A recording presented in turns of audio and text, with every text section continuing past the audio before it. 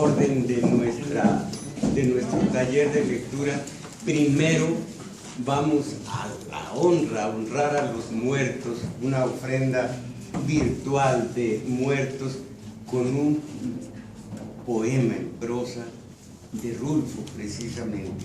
Vamos a leer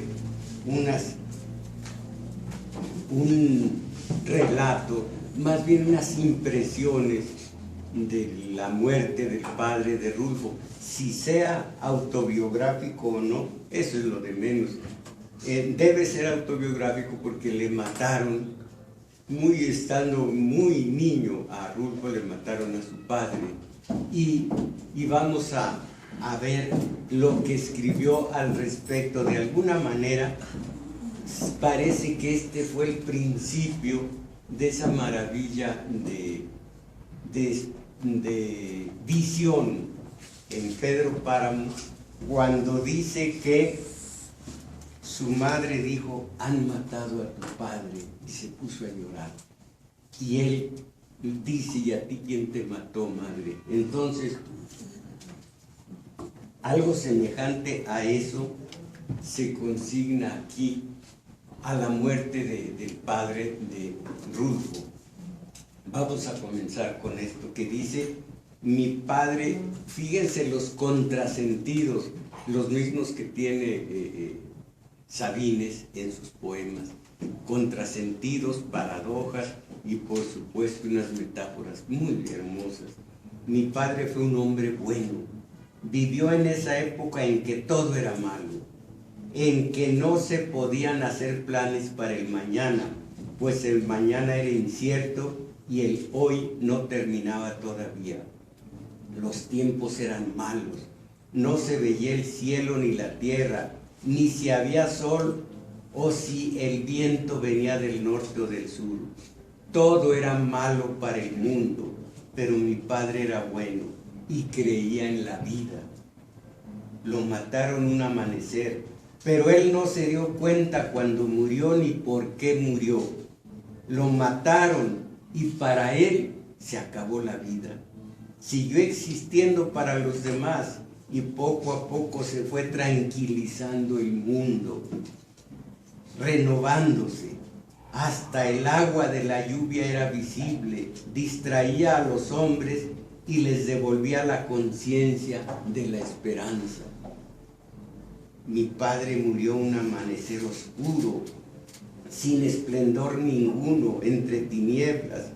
Lo amortajaron como si hubiera sido cualquier hombre y lo enterraron bajo la tierra como se hace con todos los hombres.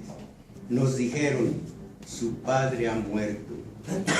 Su padre ha muerto en esa hora del despertar, cuando no duelen las cosas, cuando nacen los niños, cuando matan a los consignados a muerte.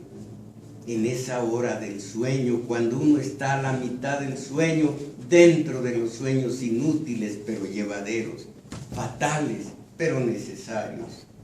Su padre ha muerto. Yo soñaba que tenía un venado en mis brazos, un venado dormido, pequeño como un pájaro sin alas, tibio como un corazón quieto y palpitante, pero adormecido. Se le acabó la vida. Esa hora del amanecer tan sombría, tan sin color, sin ningún color, es que todo está tan lejano. Y tuve que llorar y tener que oprimir el corazón para que suelte su jugo, forzarlo hasta el llanto, a un corazón que sueña casi dormido, para golpearle con el martillo de la pena y hacerle soñar su dolor, hacerle soñar su dolor. Hice eso solo por llorar, por no gemir en silencio. El venado ha muerto, es solo un animal muerto entre tus brazos. Déjenme seguir mi sueño, todo lo demás es mentira. Nadie puede morir mientras uno duerme. Ya son las 3 de la mañana y te hemos traído a tu padre. Lo han asesinado anoche. Anoche. ¿Cuál noche?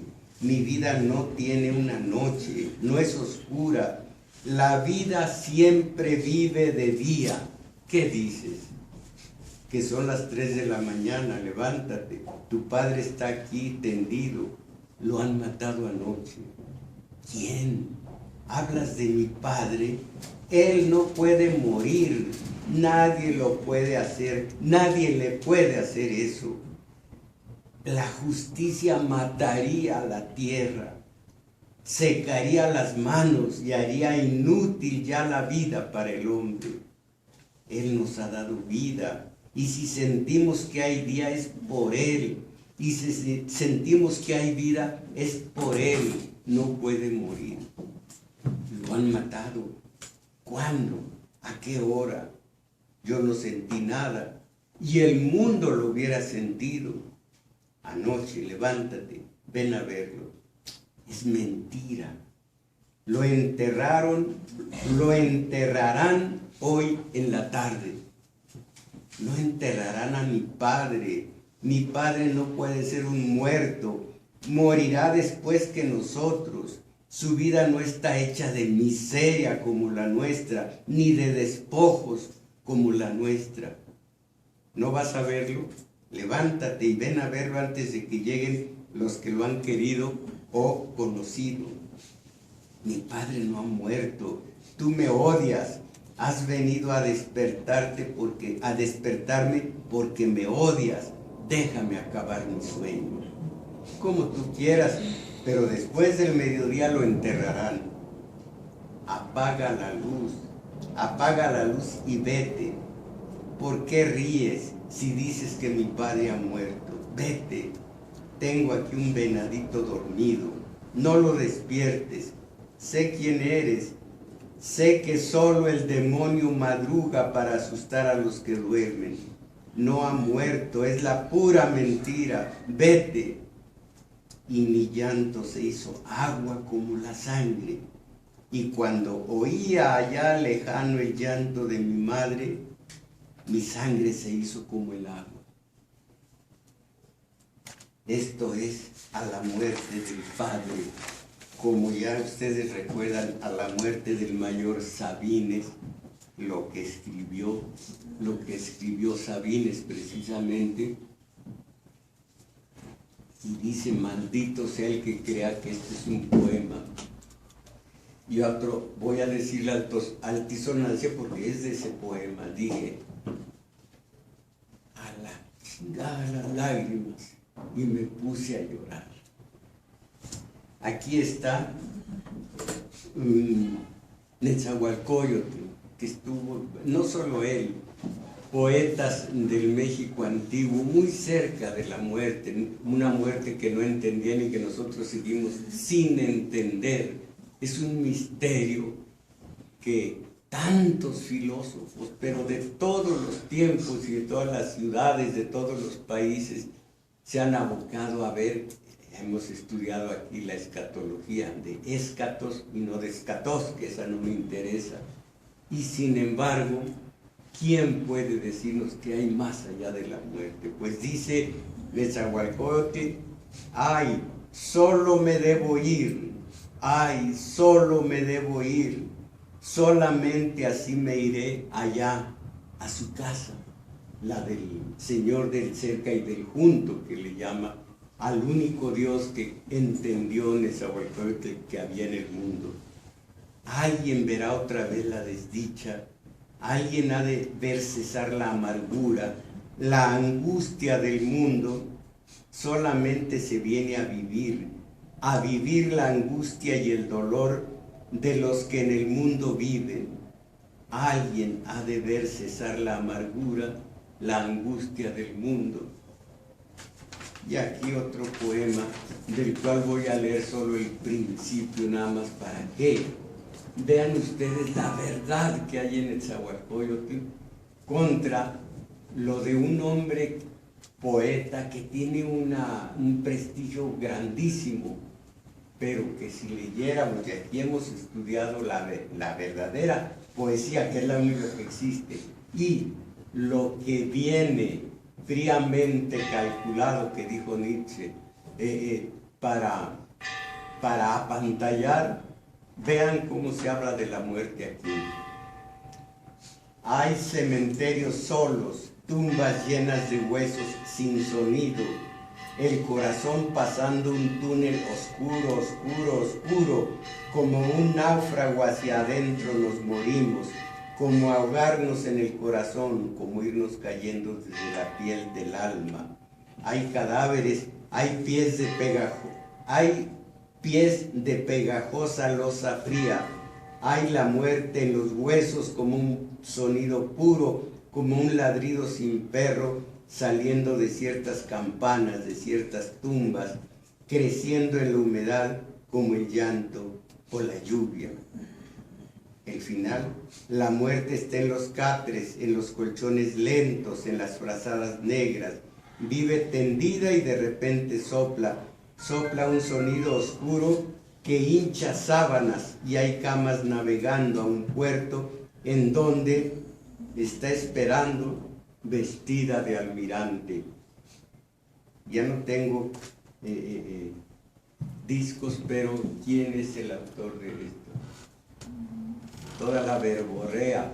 Además agrega en todos los poemas gaviotas, sal, marinos, muelles, Neruda, por supuesto. Ahora, la pura verdad, la verdad en Vallejo, que me proporcionaron y que es muy hermoso, por más que esté escrito huesears en español de España. Estáis muertos, César Vallejo. Qué extraña manera de estarse muertos. Está hablándonos a todos. Quien quiera diría que no lo estáis, pero de verdad estáis muertos. Os digo pues que la vida está en el espejo y que vosotros sois el original, la muerte. Mientras la onda va, mientras la onda viene, cuán impunemente se está uno muerto. Estáis muertos, no habiendo antes vivido jamás. Quien quiera diría que no siendo ahora, en otro tiempo fuisteis, pero en verdad vosotros sois los cadáveres de una vida que nunca fue. Triste destino, el no haber sido sino muertos siempre, el ser hojas secas, sin haber sido verde jamás, orfandad de orfandades. Y sin embargo los muertos no pueden ser cadáveres de una vida que todavía no han vivido. Ellos murieron siempre de vida. Estáis muertos. Parece que esto se dirige a tantos de nosotros que dejamos pasar la vida sin darnos cuenta de que allí está la muerte y que la única manera de prepararnos para la muerte es viviendo. Y la única manera de vivir a toda intensidad es teniendo presente a la muerte. Dialécticamente ahí están los contrarios juntándose, los contrarios complementándose. No hay vida sin la muerte y viceversa. Nosotros tenemos miedo a la muerte, tenemos miedo de todo. El miedo se nos vino desde cuando los homínidos, entonces tenían miedo y por eso la ralea humana no se extinguió de sobre el haz de la tierra. El miedo de unos homínidos que solamente conocían dos reacciones: huir o atacar, nada más. Ante el miedo, su tercera pulsión era sexual, pero eso ya es otra cosa. Entonces, un miedo que se nos vino íntegro y que es el que nos protege, que no protege al hombre en particular, pero sí a la humanidad, el miedo. Todos tenemos ese miedo, desgraciadamente, a la vida, pero se comienza miedo a la marginación social, a la cárcel, a la tortura, al dolor, a la enfermedad, a la soledad, a la miseria extrema, al futuro, a todo tenemos miedo, y eso nos protege en muchos sentidos, pero el miedo tiene siempre, el fundamento del miedo es la muerte. Y esto por una cuestión elemental. De alguna manera, cuando se sabe a qué se tiene miedo, se intenta conjurar el motivo de ese miedo. Pero a la muerte es un misterio, es horrible pensar en eso.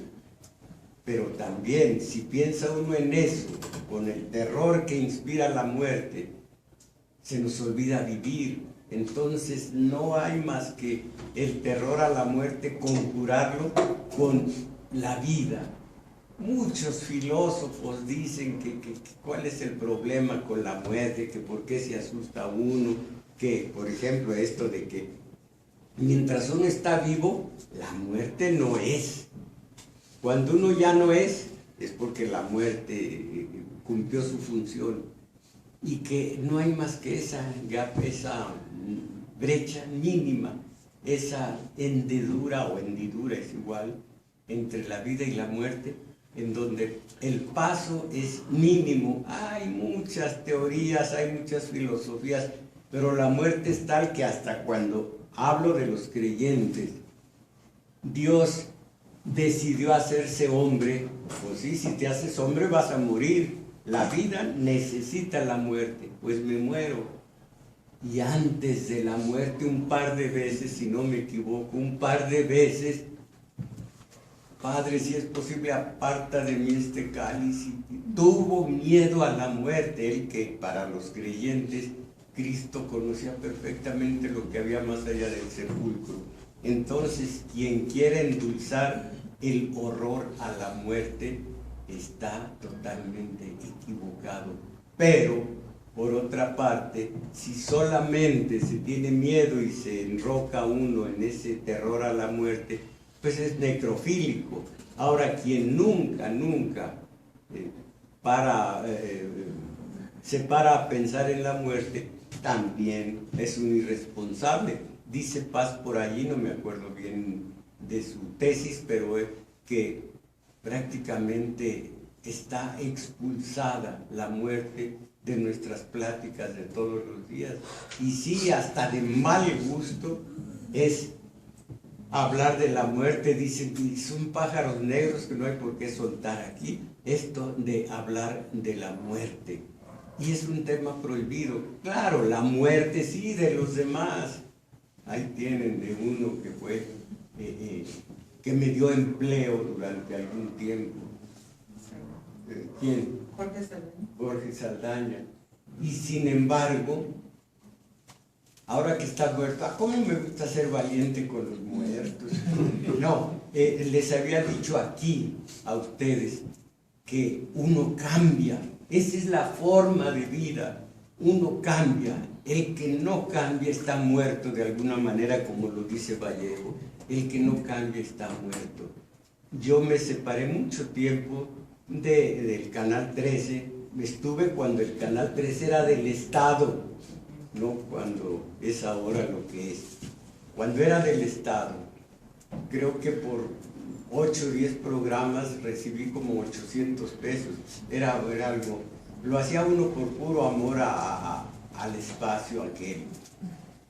Dejé de ver a Saldaña y durante mucho tiempo, desde que yo estaba en la XCQ, durante muchos años dejé de ver a este hombre Martínez Serrano.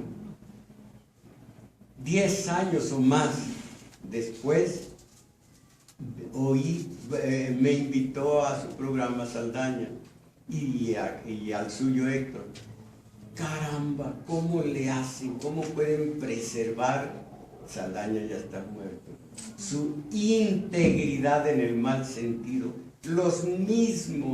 Con los mismos conceptos políticos del aquí y el ahora, el puro corto plazo y el estos son buenos, estos son malos, o estos son malos y nosotros somos buenos. Detrás ni una mínima de teoría política, de tomar un libro y ponerse a estudiar. Nada, lo mismo. Ahora sé que pues se la pasaban muy a gusto, uno en el cine, toda la tarde en el cine y otro bebiendo un poco de licor, que allá cada quien lo suyo, es su vida y es su muerte. Pero entonces yo digo a ustedes, hay que estarnos siempre analizando cómo voy, soy el mismo, ya cambié en algo. Yo en el libro que me publicó Grijalvo, que está agotadísimo, por lo mismo no es propaganda ni mucho menos, digo al final, les he repetido, que a estas alturas de mi vida me quedan, vivo la quinta juventud, pero a todo lo que da. En tercera, en cuarta, yo no sé en dónde estoy, la quinta juventud. Y me quedan 3 hermosos deseos muy bien cumplimentados. El segundo, comer bien, sin grasa, sin una comida limpiecita.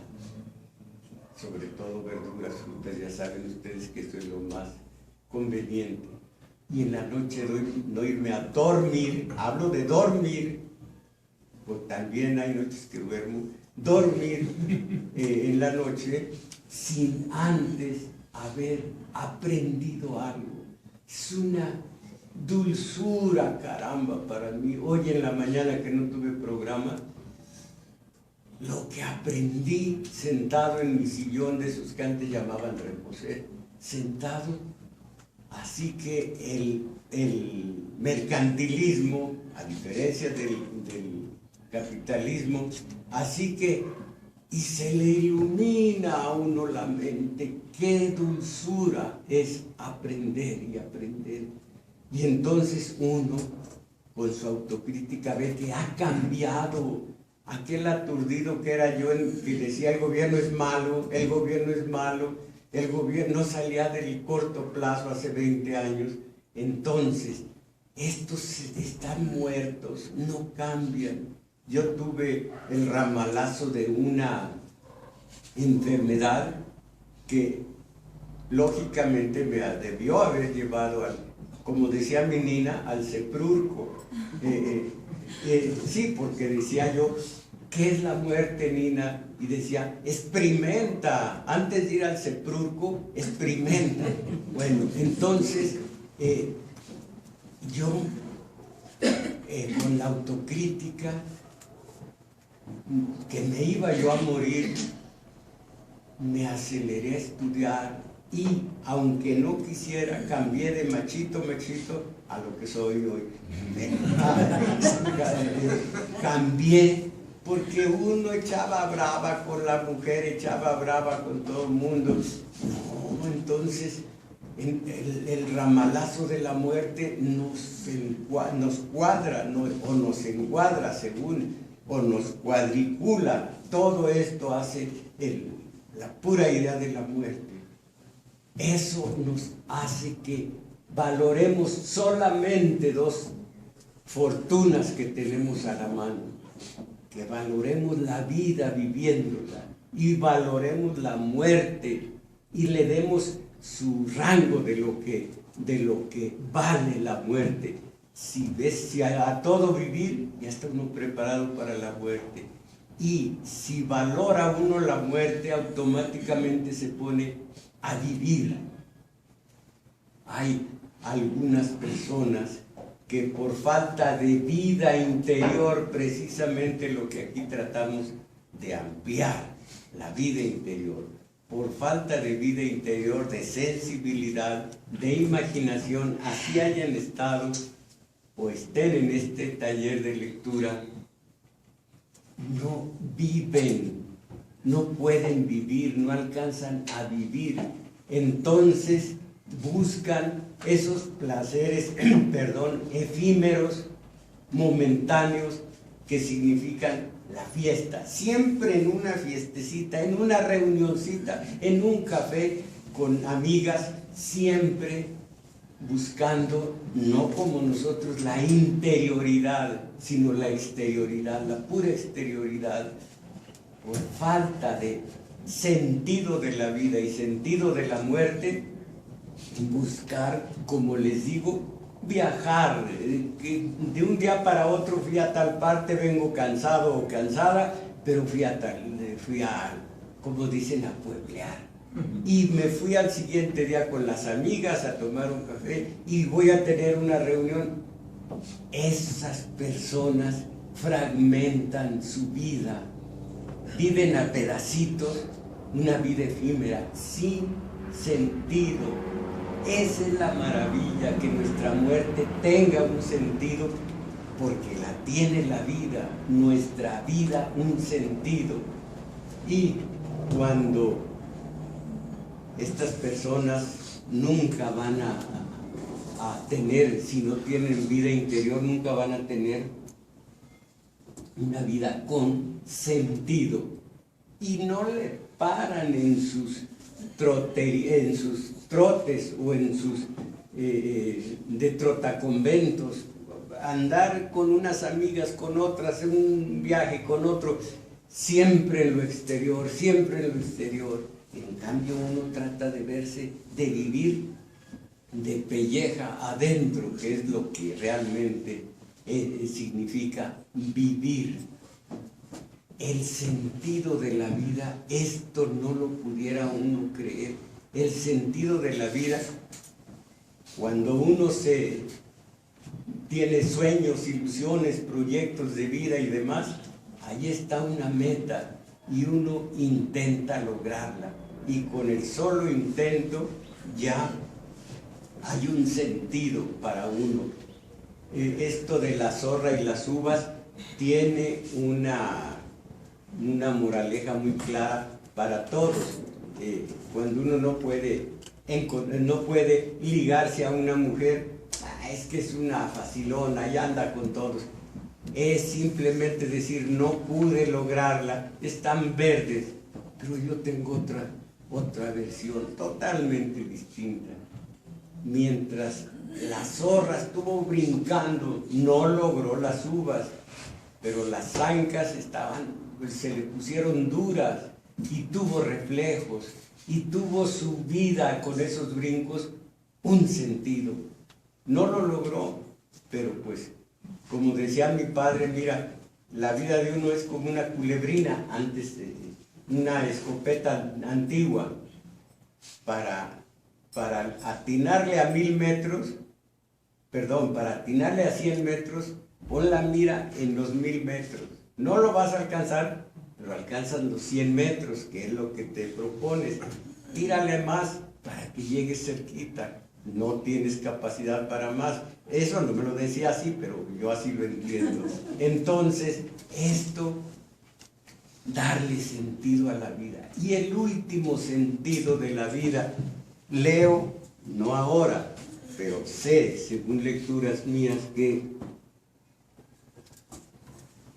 la vida es el amor es lo que da sentido a la vida, lo que mejor, lo que más profunda y altamente da sentido a la vida.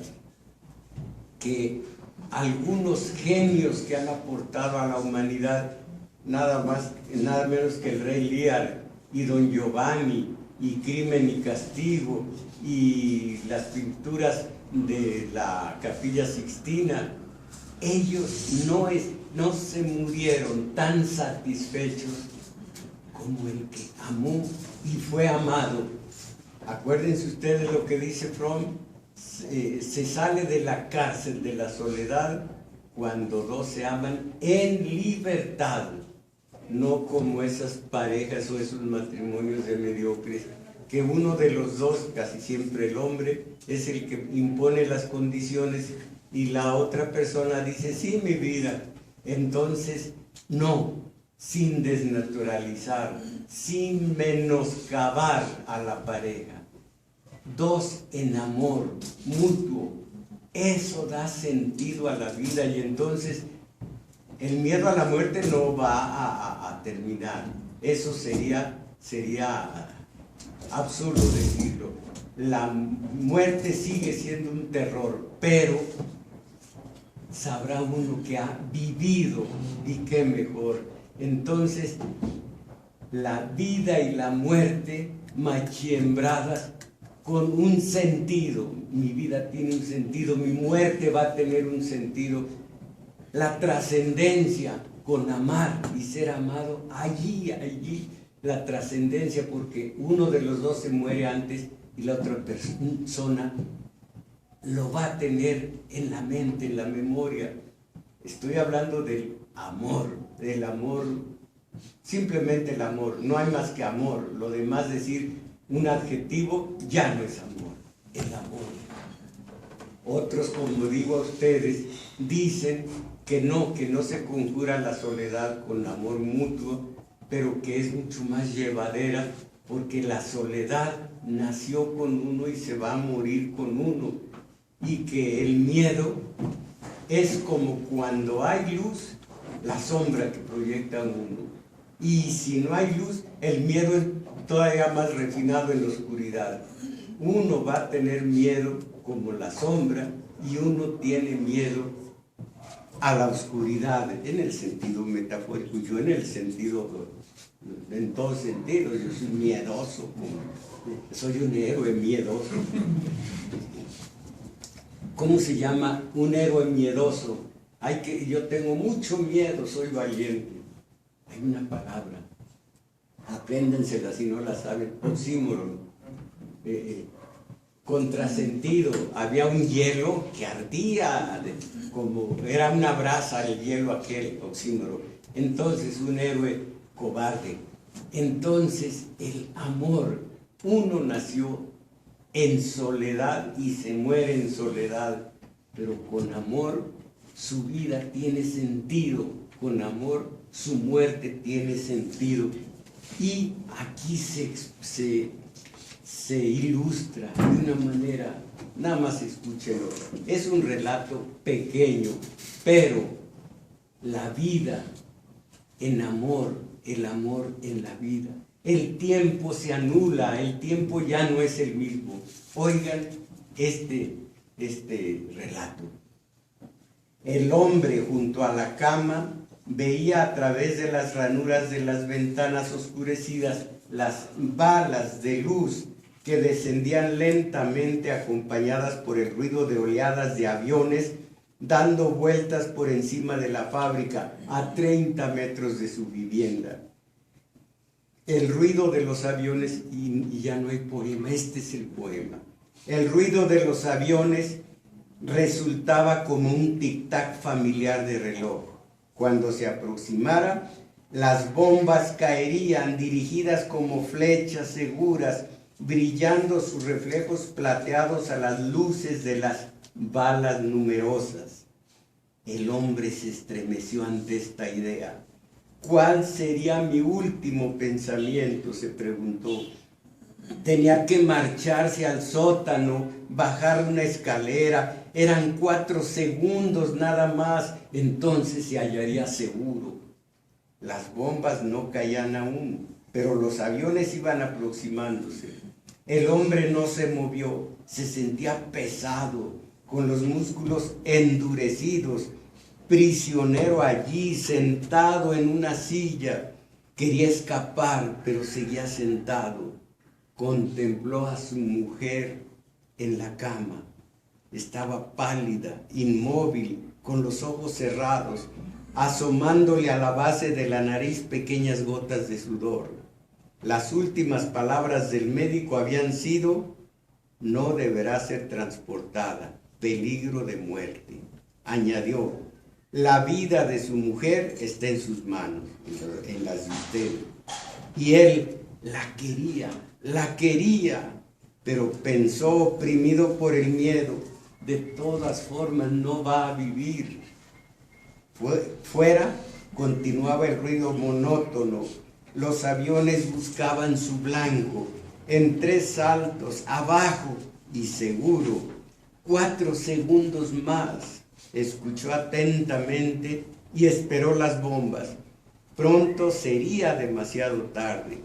rememoró la fórmula de caída de los cuerpos. Sí, la velocidad inicial es 0. Se irguió, agarrándose a la cama, mirando a su mujer que seguía igual y pensando, tú eres mi muerte. Luego, oh Dios mío, que no caigan las bombas, o haz que no tenga miedo. De repente recibió un fuerte golpe y sus pulmones fueron invadidos por el dolor. Se halló echado en el suelo, a 1 metro de distancia de la silla, cogiéndose la cabeza con las manos. Oía explosiones, las sirenas, gritos, y vio un agujero en la techumbre por donde penetró la bomba que no había explotado aún. Ahora ya no hay cuenta de 4 segundos. Estoy encima de una bomba sin explotar. Se contemplaron el agujero y él. ¡Qué mojado estoy!, se dijo. Se levantó sin experimentar dolor alguno y se acercó a la cama. Amor mío, siento el miedo hasta en los huesos de los pies. Hay una bomba aquí. Le puso a la enferma una compresa fría. ¿Por qué me pasará a mí, Dios mío? El miedo le empujaba las piernas para arriba, produciéndole náuseas. Amor mío, no quiero morir. Tú no tienes ninguna posibilidad. Yo quiero vivir. Su mujer lo miraba ahora. Vete, le dijo, y sonreía. Él le acarició una mano. Su voz le había recordado el pasado con ella. Respiró profundamente. El miedo se le había disipado. Inclinándose, le acarició el cabello. Pronto estarás mejor. Has sonreído. La bomba les dejó aún 2 segundos de profundo amor y compañía. 2 segundos. Y eso fue bastante para los que se amaban. Vean ustedes cómo el tiempo tiene otra dimensión cuando se ama. Con 4 minutos hubiera tenido para ponerse a salvo. Pero que ella le sonría, ella está por morirse ya de su enfermedad. 2 segundos fueron felices en su amor. Eso es exactamente el amor y es algo como para estudiarlo las parejas, porque si no se tiene el arte de amar que dice aquel Fromm, si no se tiene el arte de amar, no se tiene más que una pareja de mediocres, el arte de amar, así de importante es. De otra manera, pues allí verán ustedes qué hermosas parejas de amigos, de conocidos, de gente que se platica a ras de suelo y que vive en ese mismo nivel. Estos dos me parecen maravillosos. Se amaron, murieron juntos, pero se amaron todavía 2 segundos. En fin, es todo y vámonos a comer. Gracias.